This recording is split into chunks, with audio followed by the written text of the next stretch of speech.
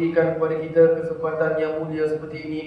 Dan semoga Allah Subhanahu wa taala mematikan kita semua dalam keadaan husnul khatimah. Amin ya rabbal alamin. Alhamdulillah, para jemaah yang dirahmati Allah sekalian, kita menyambung pelajaran sirah Nabawiyah, di mana pada 2 mingguan lalu yang terakhir kita membahaskan adalah berkenaan dengan apa yang terjadi setelah peperangan Badar, ataupun kita kata post perang Badar. Di antaranya adalah bahawasanya setelah peperangan Badar timbul golongan yang baru yang berpura-pura memeluk Islam tetapi dengan niat yang jahat, yaitu golongan orang-orang munafik. Ketuanya adalah Abdullah bin Ubay bin Salul bersama 300 pengikutnya. Pada mulanya, sebelum kedatangan baginda ke Madinah, dia hendak diangkat sebagai pemimpin di Madinah. Tetapi apabila baginda tiba di Madinah, baginda yang dipilih menjadi pemimpin. Jadi soal atau cerita kisah berkenaan dengan orang-orang munafik ini, ia berlaku di Madinah, dan hanya timbul cerita mereka ini setelah mana berlakunya atau selesainya peperangan Badar, di mana kita sedia maklum bagaimana kemenangan besar buat umat Islam ketika itu. Dan pada masa yang sama, orang-orang munafik, orang-orang yang cuba hendak merosakkan Islam daripada dalam mereka timbul. Sengaja nak memecah belahkan umat Islam dari dalam. Subhanallah. Jadi awal mulanya itu adalah bahawasanya Abdullah bin Ubay dia ini hendak diangkat menjadi pemimpin di Madinah, ketua di Madinah.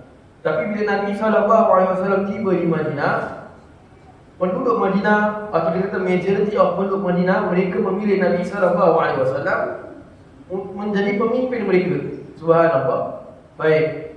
Akhirnya timbullah perasaan hasad dan benci dalam diri ketua munafik itu.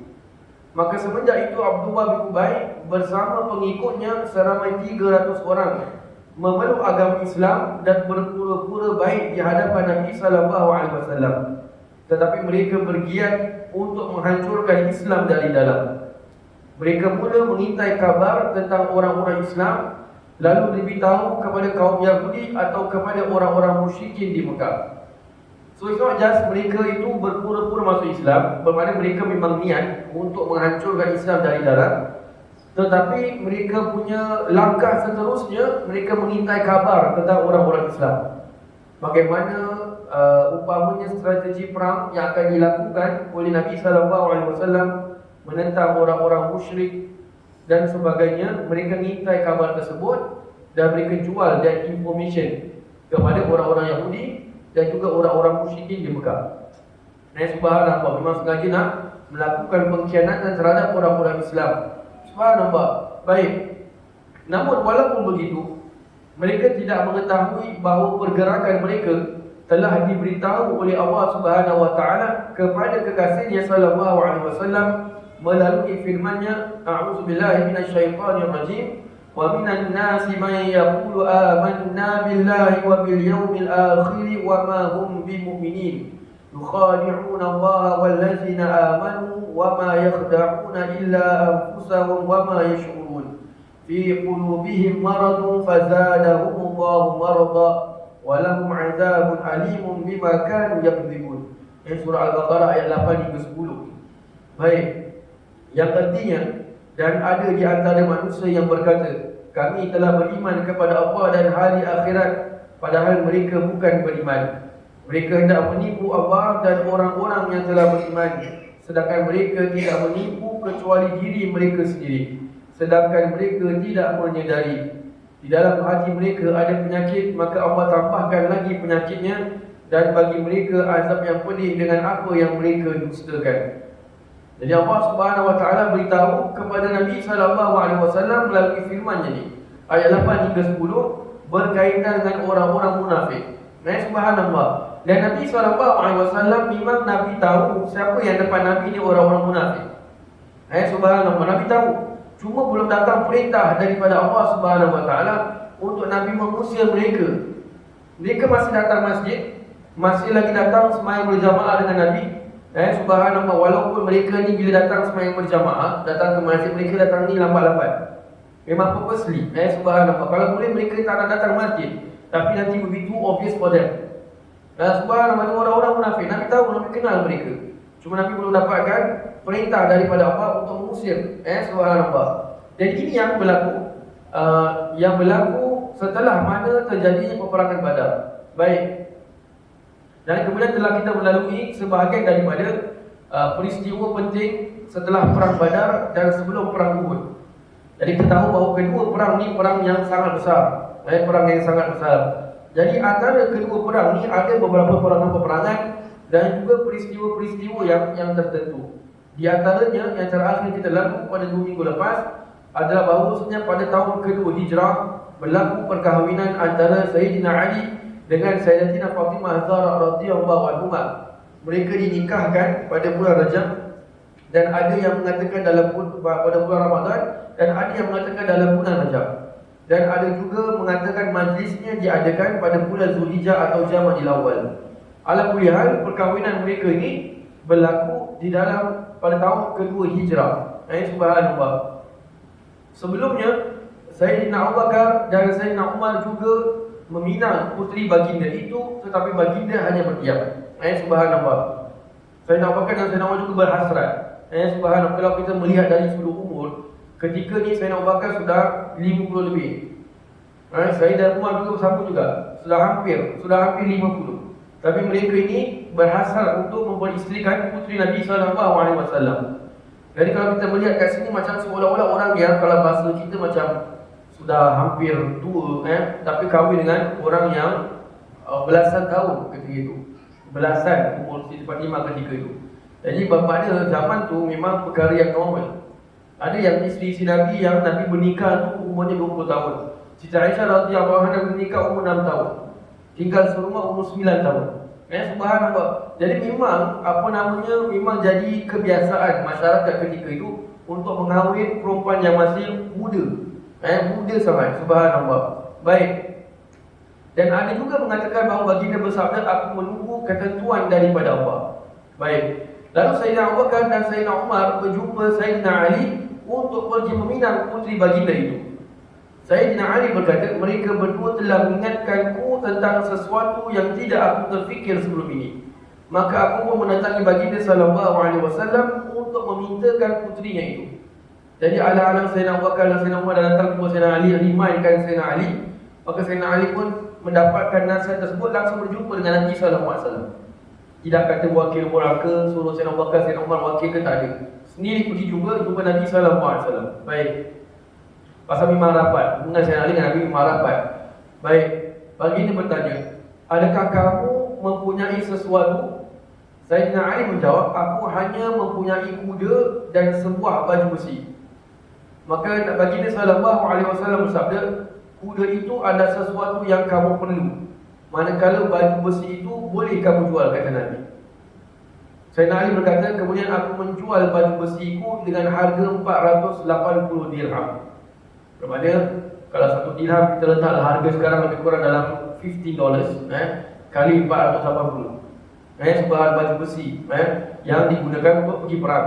Maka Nabi SAW menyuruh memerintahkan Sayyidina Ali untuk jual baju besi itu dan dijadikan sebagai mas kahwin.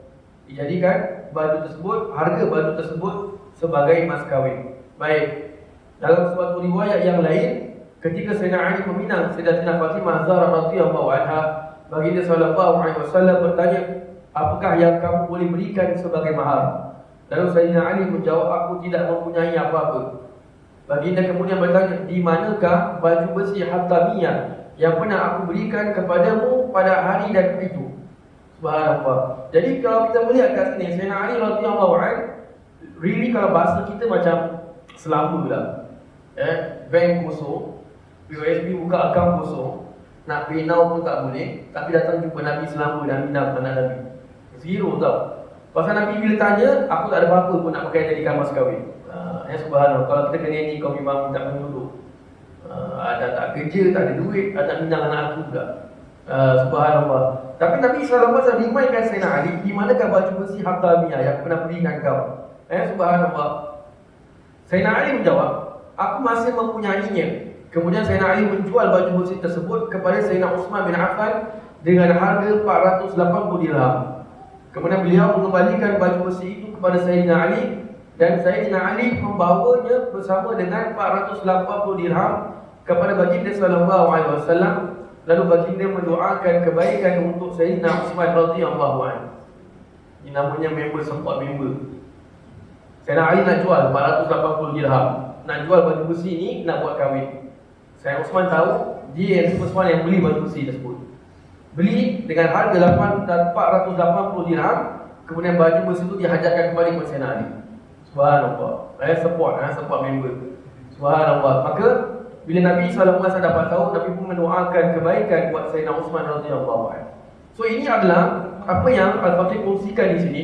Ini adalah riwayat yang termasyhur tentang perkahwinannya Sayyidina Ali radhiyallahu anhu dengan Sayyidatina Fatimah Az-Zahra radhiyallahu anha. Kerana ada beberapa riwayat-riwayat yang di luar saja yang mungkin sudah dicampur adukan oleh pahaman-pahaman yang lain daripada Sunnah wal Jamaah. Di antaranya yang pernah dulu saya dengar bahawasanya Nabi SAW ketika itu offer buatkan semacam reward. Siapa yang boleh khatamkan Quran dalam satu malam, maka dia boleh kahwin dengan puteri aku Fatimah. Jadi Sayyidina Abu Bakar cerai, tapi Sayyidina Abu Bakar tak dapat sampai habis. Kata dalam riwayat ni lah, sukanya riwayat. Nanti saya beritahu kenapa. Sayyidina Umar pun cerai, tapi tak sampai habis. Sayyidina Ali tak cerai apa-apa, tidur. Malam tu tidur. Besok jumpa Nabi, bila ya Rasulullah, saya dah khatam Quran. Sayyidina Abu Bakar kata, ya Rasulullah, ni impossible. Semalam saya dapat dia tidur kat rumah. Ini macam mana pula boleh kata dia dah khatam? Kata Sayyidina Ali, sesungguhnya aku dah baca Qul Bawahad 3 kali. Jadi 3 Qul Bawahad sama macam satu Quran. Maka kata riwayat ni, oleh kerana sebab itu Nabi pun mengawinkan Sayyidina Ali dan Siti Fatimah Az-Zahra radhiyallahu anha. Why saya kata riwayat ni is very contrary dengan reality of zaman Nabi SAW. Kita kalau tengok balik, zaman ni perkahwinan ni berlaku ketika tahun kedua Hijrah. Sekarang ni tahun kedua Hijrah, Al-Quran belum komplit. Banyak ayat-ayat belum turun, surah-surah pun banyak belum turun. Tapi sekarang ni Nabi kata siapa yang boleh khatam Al-Quran. So macam mana pula boleh kata khatam Quran sedangkan surah belum turun? Last surah yang turun surah An-Nasr. Itu turun pun setelah Hajjatul Wada. Surah An-Nasr, Iza Ja'a An-Nasr. Itu ayat tu turun, surah tu turun setelah Nabi pulang daripada Haji Wada. So macam mana pula Nabi boleh kata siapa yang boleh khatam Al-Quran sedangkan surah pun belum habis turun? So it's totally contradicting. So you have to be careful this kind of stories maksudnya. Kita memang dengar, wah amazing. Wah tak sangka sahabat boleh berlumba nak kahwin dengan Siti Fatimah. Rupanya terbalik. Cerita dongeng rupanya. So kita nak kena be careful. Jadi apa yang Al-Fatih kongsikan pada malam ini adalah cerita yang termasyhur. Walaupun cerita ni ada yang mereka selitkan juga benda-benda yang tak adil. Cuma tertinggalkan pendapat tersebut. Jadi kita dengar ni adalah cerita yang masyhur berkenaan dengan perkahwinan Sayyidina Ali dengan Sayyidatina Fatimah Az-Zahra radhiyallahu anha. Baik. Kemudian setelah peristiwa perkahwinan tersebut berlaku yang dinamakan sebagai peperangan Bani Qainuqa. Bani Qainuqa ini merupakan di antara kaum Yahudi yang paling berani dan kebanyakannya bekerja sebagai tukang emas.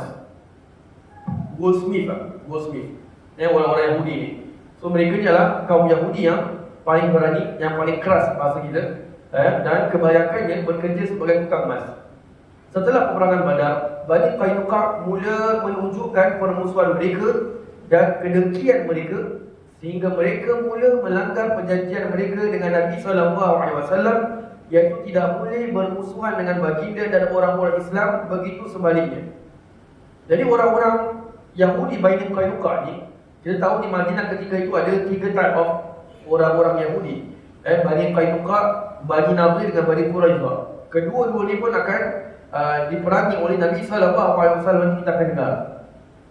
Jadi Bani Qainuqa ni is among those 3 yang paling berani, dan mereka ni adalah first one untuk menunjukkan permusuhan mereka dengan Nabi SAW dan orang-orang Islam. Maknanya mereka cuba nak contain mereka punya rasa dengki, mereka punya rasa marah atau mereka tak agree dengan Nabi SAW, lama kelamaan mereka tak dapat nak bendung lagi rasa perasaan tersebut, langsung mereka menunjukkan permusuhan mereka dengan Nabi dan juga para sahabat. Sebab itu mereka melanggar, dikatakan di sini, mereka pun melanggar perjanjian mereka dengan Nabi, iaitu tidak boleh bermusuhan dengan baginda dan orang-orang Islam, begitu sebaliknya. Orang Islam pun tak boleh bermusuhan dengan orang-orang Yahudi. Maka jadilah mereka kaum Yahudi pertama yang menentang dan memusuhi Nabi SAW. Baik, adapun punca peperangan ini adalah bahawa suatu ketika ada seorang wanita daripada kalangan Ansar membawa barang-barang berupa unta, kambing dan lain-lain ke sebuah pasar Bani Qaynuqa, dan beliau duduk berdekatan dengan tukang emas mereka. Bermakna ada salah satu daripada kedai tukang emas ni. Jadi perempuan ini, orang Ansar ni, dia duduk dekat dengan kedai tersebut. Baik, yang pasar Bani Qaynuqa ni obviously adalah milik orang-orang Yahudi, pasar mereka, tempat daerah mereka. Baik, ketika kaum Yahudi itu mengetahui bahawa wanita itu daripada Ansar, mereka mula bertindak jahat, iaitu meminta wanita itu untuk membuka penutup mukanya, tetapi beliau menolak. Jadi mereka sengaja nak menunjukkan rasa tak suka mereka dengan orang-orang Islam.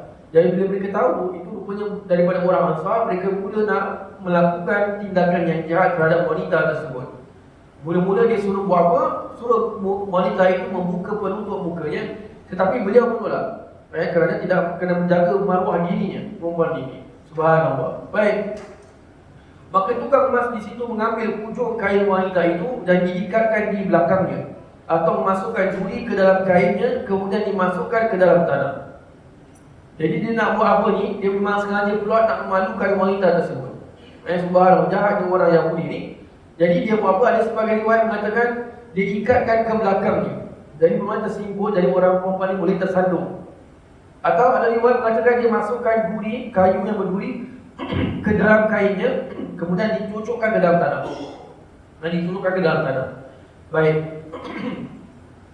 Perkara sedemikian tidak diketahui oleh wanita tersebut, sehingga apabila beliau bangun, maka terbukalah auratnya, lalu mereka pun ketawa sedangkan wanita tersebut menjerit-jerit. Jadi kain terbuka ni, subhanallah. Jahat ni orang-orang Yahudi.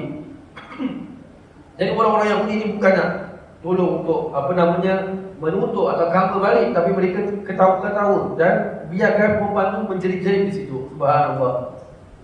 Ketika itu ada seorang lelaki Muslim yang melalui tempat itu. Dia langsung melompat ke atas tukang emas itu dan langsung membunuhnya. Kaum Yahudi di situ juga merasa marah, lalu membunuh lelaki itu. So ni dia punya initial story bagaimana tercetusnya peperangan dengan Bani Qaynuqa, di mana Nabi pada awalnya memang tidak ada langsung bermusuhan dengan orang-orang Yahudi ni, tapi mereka sudah mula tunjuk belang. Jadi bila kaum Yahudi juga tu merasa marah, mereka pun langsung membunuh lelaki tersebut. Padahal orang Yahudi punya salah ni. Baik, kaum muslimin yang mendengar hal itu langsung meminta tolong orang-orang muslim yang lain atas perbuatan kaum Yahudi itu. Sehingga baginda bersabda, bukan atas ini kami berjanji dengan mereka. Information ini, cerita ini sampai kepada Nabi. Nabi mengatakan bukan atas ini kami berjanji dengan mereka. Maknanya kita sudah agree, tak boleh ada permusuhan. Kenapa mereka nak melakukan sedemikian? Lalu Sayyidina Ubadah bin As-Samit radhiyallahu anhu berkata, aku berlepas diri daripada perbuatan mereka. Ya Rasulullah, aku menjadikan Allah dan Rasulnya serta orang-orang Islam sebagai pembela. Sayyidina Ubadah bin As-Samit radhiyallahu anhu, beliau ni daripada golongan Khazraj. Dan kita tahu bahawa orang-orang Khazraj ini sangat rapat dengan Bani Qaynuqa. Orang-orang Khazraj ini sangat rapat dengan Bani Qaynuqa ni. Jadi sebab itu Sayyidina Ubadah bin Samit aku mengatakan, aku berlepas diri daripada perbuatan mereka. Maksudnya aku tak ada hubungan dengan mereka. Dalam peti kata lain, aku kira putuslah hubungan dengan mereka. Subhanallah. Baik, so ini yang berlaku ketiga itu. Lalu baginda mengumpulkan Yahudi kaum Bani Qaynuqa ni dan berkata, wahai kaum Yahudi, berwaspadalah kamu daripada kemurkaan Allah seperti yang telah diturunkan olehnya ke atas kaum Quraisy. Dan masuklah Islam, kerana sesungguhnya kamu telah mengetahui bahawa sesungguhnya aku ini adalah seorang Nabi yang kamu dapati dalam kitab kamu dan perjanjian Allah kepada kamu. So Nabi SAW cuba nak ingatkan mereka atas perjanjian mereka.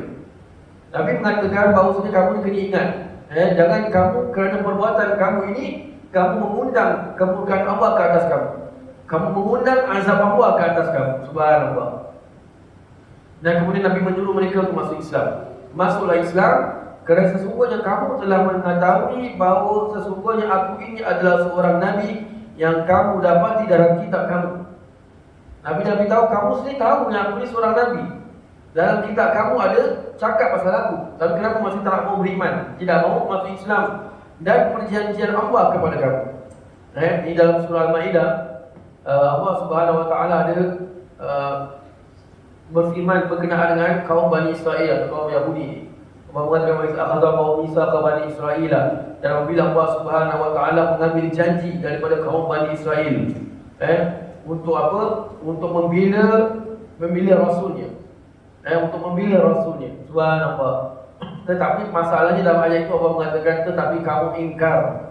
Sebab orang Yahudi dah tahu dia yang kebenaran, tapi mereka masih mengingkari kebenaran tersebut. Lepas tu Nabi ingatkan bahawa sesungguhnya aku ini adalah seorang Nabi yang kamu dapati dalam kitab kamu dan perjanjian Allah kepada kamu. Baik. Lalu kaum Yahudi Bani Qainuqa dengan sombong menjawab, ya Rasulullah, sesungguhnya kamu melihat kami kaummu, yakni menganggap kami seperti kaummu. Janganlah kamu tertipu dengan kekalahan mereka, yakni orang-orang Quraisy yang tidak mengetahui cara untuk berperang, sehingga kamu semua mendapat peluang dan kemenangan. Sesungguhnya demi Allah, jika kami berperang dengan kamu, nescaya kamu akan mengetahui bahawa kamu tidak pernah berperang dengan orang seperti kami. So orang-orang Yahudi ni, mereka ini bukan sahaja terima apa yang Nabi pujuk mereka, maka mereka melawan. Subhanallah. Mereka mengatakan bahawasanya kamu ni jangan, kamu ni telah menganggap kita ni macam sama. Pasal ni memang part of dia perjanjian.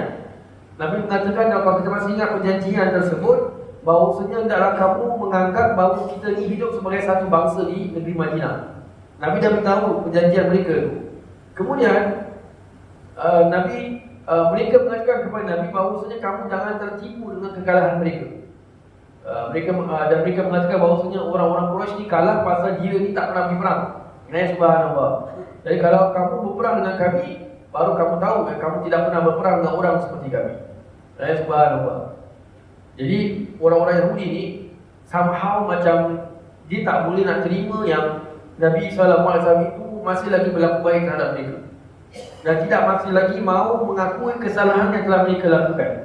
Subhanallah. Ni orang-orang Yahudi ni. Baik. Jadi kerana mereka adalah kaum Yahudi yang paling berani serta paling banyak harta mereka dan yang paling keras kederakaan mereka, maka ketika itu turunlah firman Allah dalam surah Al-Imran ayat 12 dan 13, di mana Allah Subhanahu Wa Taala berfirman, a'udzubillahi minasyaitonir rajim. Qul lil ladzina kafaru satughlabuna wa tuhsyaruna ila jahannam wa bi'sal mihad. Qad kana lakum ayatun fi fi'atayn iltaqata, fi'atun tuqatilu fi sabilillahi wa ukhra kafiratun yarawnahum mithlahum ra'yal 'ain wallahu yu'ayyidu bi nasrihi man yasha. Inna fi dzalika la'ibratan liulil absar. Sadaqallahul azim. Apa artinya? Katakanlah kepada orang-orang kafir, kamu akan dikalahkan dan akan diseret ke dalam neraka jahanam, dan itulah seburuk-buruk tempat. Sesungguhnya telah datang tanda bagi kamu pada dua golongan yang telah saling bertemu, yakni bertempur. Segolongan berperang di jalan Allah dan segolongan kafir yang melihat orang-orang Islam seolah-olah dua kali ganda jumlah mereka. Ini Allah sedang tunjukkan pada peperangan Badar. Allah beritahu pada orang-orang Yahudi ini dalam ayat ini bahawasanya apabila orang-orang Islam ini, Allah telah menunjukkan kepada mereka itu tanda bahawasanya Allah membantu orang-orang Islam. Dua golongan yang telah saling bertempur, segolongan berperang di jalan Allah dan golongan kafir yang melihat orang-orang Islam seolah-olah dua kali ganda jumlah mereka. Dan ini kita dah lalu waktu peperangan Badar. Kemudian Allah menguatkan dengan bantuannya kepada siapa yang dikehendakinya. Sesungguhnya pada yang demikian itu terdapat pelajaran bagi orang-orang yang berakal.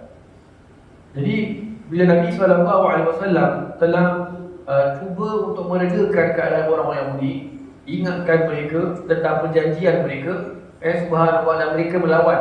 Mereka even mau membela diri mereka sendiri. Maka Allah Subhanahu wa taala langsung menurunkan ayat ini. Kalau kita melihat awal sekali, Allah Subhanahu wa taala mengatakan dalam ayat ini, Allah mengatakan qul lil ladzina kafaru, katakanlah kepada orang-orang yang telah kafir tersebut. Siapa tu? Orang-orang Yahudi yang berada di hadapan Nabi. Subhanallah.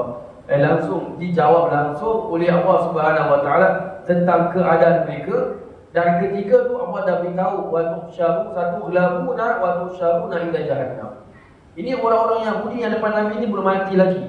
Bani Qainuqa depan Nabi ini belum mati lagi. Tapi Allah dah beritahu dalam ayat tu, satughlabun, mereka kamu akan dikalahkan, wa tuhsyaruna ila jahannam, dan kamu akan diseret ke jahannam.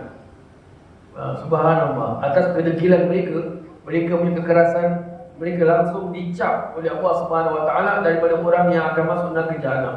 Walhal mereka belum mati. Kita kalau ikut akal ni maknanya kan masih ada hidup. Bagaimana kalau masih ada hidup, ada umur tu, masih ada peluang untuk taubat. Tapi orang Yahudi ni apa dah cap? Sebab mereka dah melampaui batas. Subhanallah. Jadi itu yang Allah SWT firmankan dalam surah Ali Imran tersebut. Baik, kemudian dan juga diturunkan ayat 58 surah Al-Anfal, di mana Allah Subhanahu wa taala berfirman, wa imma takhafanna min qaumin khiyanatan fambis ilaihim ala sawa innallaha la yuhibbul khainin. Yang artinya, dan jika kamu khawatir akan pengkhianatan sesuatu golongan, maka kembalikanlah perjanjian itu kepada mereka dengan jujur. Sesungguhnya Allah tidak suka orang-orang yang khianat. Sambungan kemudian setelah Allah turunkan surah Ali Imran tersebut, Allah turunkan ayat 58 daripada surah Al-Anfal. Allah mengatakan wa imma takhafanna, dan jika kamu khawatir, wa imma takhafanna min qaumin khiyanatan, jika kamu khawatir akan pengkhianatan sesuatu golongan atau sesuatu kaum, fambis ilaihim, maka kembalikanlah perjanjian itu kepada mereka dengan jujur, ala sawa, dengan jujur atau dengan benar. Sesungguhnya Allah tidak suka orang-orang yang khianat. Apa yang dimaksudkan dengan ayat 58 ni? Maksudnya adalah, ya Rasulullah, jika engkau merasa bahawa orang-orang yang telah engkau ikat perjanjian denganmu akan khianati janji itu, maka kembalikanlah perjanjian mereka itu dengan seimbang. Jadi tidak dibatalkan perjanjian itu kerana mereka telah berkhianat terlebih dahulu. Kerana Allah itu tidak suka kepada orang-orang yang khianat. Jadi maknanya sekarang ni, orang-orang Yahudi ni mereka dah khianat janji. Jadi bila Allah SWT mengatakan maka kembalikanlah perjanjian mereka itu dengan seimbang, maknanya walaupun mereka telah mengukir janji, Allah SWT melarang orang-orang Islam untuk retaliate balik. Mentang-mentang mereka dah mengukir janji, bukan bermakna orang Islam pun boleh mengukir janji juga. Itu yang Allah kata kepada orang Islam. Allah mengatakan maka kembalikanlah perjanjian mereka itu dengan seimbang. Jadi tidak dibatalkan perjanjian itu kerana mereka telah berkhianat terlebih dahulu. Jangan dibalas juga pengkhianatan janji itu kepada orang-orang Yahudi tersebut. So ini yang berlaku ketika itu. Subhanallah, setelah mana Nabi SAW pulang daripada peperangan Badar. Kita tersedia maklum bahawa peperangan Badar itu berlaku pada bulan Ramadan. Dan Nabi kembali ke Madinah pada bulan Syawal. Subhanallah. Baik. Setelah itu, baginda melantik Sayyidina Bashir bin Al-Munzir radhiyallahu anhu, atau lebih dikenali dengan nama Abu Lubabah, sebagai imam di Madinah dan berangkat ke kampung Bani Qainuqa pada pertengahan bulan Syawal tahun kedua Hijrah. Sementara itu, bendera perang yang berwarna putih dibawa oleh Sayyidina Hamzah bin Abdul Muttalib radhiyallahu anhu. Jadi Nabi SAW setelah melantik Sayyidina Abu Lubabah sebagai imam atau ketua di Madinah, walaupun Nabi tak ada di Madinah, dan Nabi berangkat ke kampung Bani Qainuqa pada pertengahan bulan Syawal tahun kedua Hijrah. Bermakna Nabi punya peperangan ni is back to back tau. Baru balik dari peperangan Badar pada bulan awal bulan Syawal, kemudian pada pertengahan pula bulan Syawal keluar lagi ke Bani Qainuqa. Berlaku lagi pengkhianatan, berlaku lagi nak jadi perang dengan orang-orang Yahudi. Subhanallah. Baik, dan bendera itu dibawa oleh Sayyidina Hamzah bin Abdul Muttalib radhiyallahu anhu. Baik. Setelah Nabi SAW bersama para sahabat tiba di kampung Bani Qainuqa, baginda langsung mengepung tempat mereka selama 15 hari lamanya. Dan selama itu tidak ada seorang pun daripada mereka yang berani keluar, kerana Allah telah mencampakkan perasaan takut di hati mereka terhadap kaum muslimin. Tadi sebelum itu kita dengar mereka ni menyombong diri, berkeras, orang-orang Yahudi yang paling keras menentang umat Islam, menentang Nabi SAW. Tapi bila Nabi SAW sampai di kampung Bani Qainuqa, Nabi mengepung dengan para sahabat. The whole perimeter of kampung Bani Qainuqa itu dikepung oleh umat Islam. Subhanallah. Dan Nabi berada di luar situ selama 15 hari. Selama 15 hari, dan setelah sampai Allah Subhanahu Wa Taala mencampakkan perasaan takut di hati mereka. Mereka tak berani nak keluar daripada rumah mereka. Sedangkan mereka kalau keluar rumah pun, bukannya maknanya mereka ni subhanallah akan langsung dibunuh oleh orang Islam, tak. Tapi mereka takut nak keluar. Pasal Allah dah letakkan, dah campakkan perasaan takut di dalam hati mereka. Baik.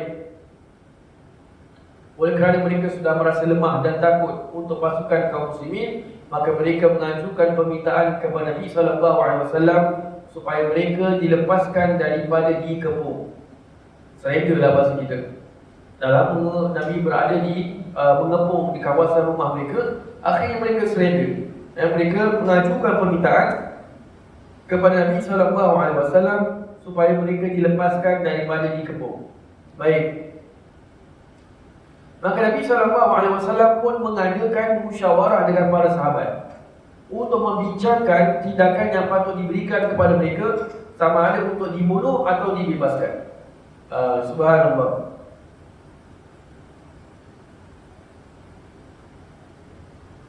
Bila orang-orang Yahudi diminta agar mana mereka ini dibebaskan, maka Nabi pun ajak para sahabat untuk adakan perbincangan. Sama ada untuk membunuh mereka ataupun membebaskan mereka. Bermakna tak jadi dibunuh, langsung dikeluar, dibebaskan dan dihalau keluar daripada Madinah. So ni Nabi bincangkan dengan para sahabat. Pasal kita dah sedia maklum bahawasanya tempoh hari kita dengar Nabi bincang dengan para sahabat berkenaan dengan tawanan perang. Dengan tawanan perang. Ini Nabi berdepan dengan orang-orang Yahudi yang minta untuk dibebaskan, sedangkan mereka ni dah mungkir janji. Jadi Nabi SAW belum lagi menerima wahyu daripada Allah Subhanahu Wa Taala, maka sebab tu Nabi masih lagi boleh berbincang dengan para sahabat. How to deal with them. Apa nak buat? Nak bunuh ataupun nak dibebaskan. Baik. Akhirnya kaum muslimin setuju dengan keputusan untuk membunuh mereka. Sahabat kata, ya Rasulullah, ni dah melampaui batas. Tak payah banyak cakap, kasih habis sudah. Satu-satu kita buat sati, senang. Umpama je lah, umpama je. Tak payah cakap. Jadi orang-orang Islam sahabat setuju dengan keputusan untuk membunuh mereka. Semua agree. Baik. Ketika itu datanglah Sayyidina Ubadah bin Samit yang merupakan di antara pemimpin Khazraj. Beliau memberikan pandangannya berupa dipisahkan kepala mereka dari badan, kerana orang Yahudi telah benar-benar melanggar janji dan melampaui batas. Jadi orang yang rapat dengan orang Yahudi pun kata, ya Rasulullah, pisahkan sudah, pancung sudah ni orang-orang Yahudi. Pasal mereka benar-benar telah melanggar janji dan melampaui batas. So ini dah setuju ni, Nabi SAW dah buat keputusan untuk membunuh mereka semua ni. Siapa ni? Orang-orang Yahudi. Baik, ini kita kena ingat ni zaman Nabi, bukan zaman kita. Zaman Nabi ketika ni syariat belum komplit, syariat belum sempurna. Kita tak boleh tak agree dengan satu Yahudi, kita dibunuh penggal kepala dia, tak boleh. Kau kena penggal nanti balik, tak boleh. Subhanallah. Itu pasal zaman Nabi tu ceritanya berbeza, keadaannya berbeza, situasi berbeza. Ke zaman kita totally berbeza. Subhanallah. Baik. Ketika itu datanglah Abdullah bin Ubay, si munafik ni datang. Datang pula si munafik ni, meminta baginda untuk membebaskan Bani Qainuqa dengan mengatakan bahawa mereka adalah teman-temannya dan orang-orang yang dijaganya. Ada yang mengatakan bahawasanya sebahagian daripada orang-orang Yahudi itu ada hubungan kerabat dengan si munafik ni, Abdullah bin Ubay. Dan ada yang mengatakan bahawasanya so-callnya orang-orang Yahudi Bani Qainuqa ni dia punya klien. Klien apa? Pasal dia kan munafik, dia intai kabar jual pada orang-orang Yahudi. So ni klien dia lah, klien jual information. Jadi minta Nabi Ingatkan lagi waktu ni dia mereka punya teman, dia punya teman, dia punya klien, customer dia. Customer apa? Jual information. Jual information. Subhanallah. Boleh datang pula, jangan berani sikit. Abu Bakar bin Ubay datang jumpa Nabi. Minta untuk Nabi bebaskan Bani Qainuqa. Maksudnya jangan diapa-apakan kepada Bani Qainuqa. Baik. Mendengarkan saran demikian, baginda memalingkan muka daripadanya. Tetapi dia terus mendesak dan mengulangi perkataannya supaya baginda melakukan permintaannya. Nabi nampak ni orang munafik datang. Si Abu Bakar bin Ubay datang. Dia nak minta Nabi untuk bebaskan. Nabi tak layan. Nabi palingkan muka Nabi daripada si Abu Bakar ni, si ketua munafik ni. Tapi dia ni masih tak stop. Dia masih lagi nak persisten nak minta Nabi teruskan lakukan permintaan dia, mendesak. Tetapi dia terus mendesak dan mengulangi perkataannya supaya baginda melakukan permintaannya. Terus mendesak Nabi, kalau bahasa kita macam annoying Nabi, ganggu Nabi. Subhanallah. Nabi palingkan muka sana, dia datang ke sini. Nabi palingkan muka sana, dia datang ke sini. Kacau Nabi. Pasal dia macam-macam nak Nabi bebaskan Bani Qainuqa. Pasal klien dia. Nanti tak ada untung kalau Bani Qainuqa dah kena halau kepada si Abdullah bin Ubay ni.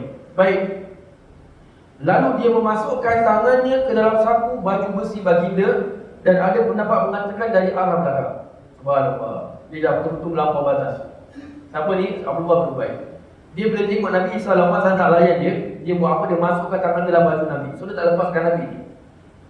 Sampai maknanya dia minta Nabi untuk settlekan dia punya permintaan.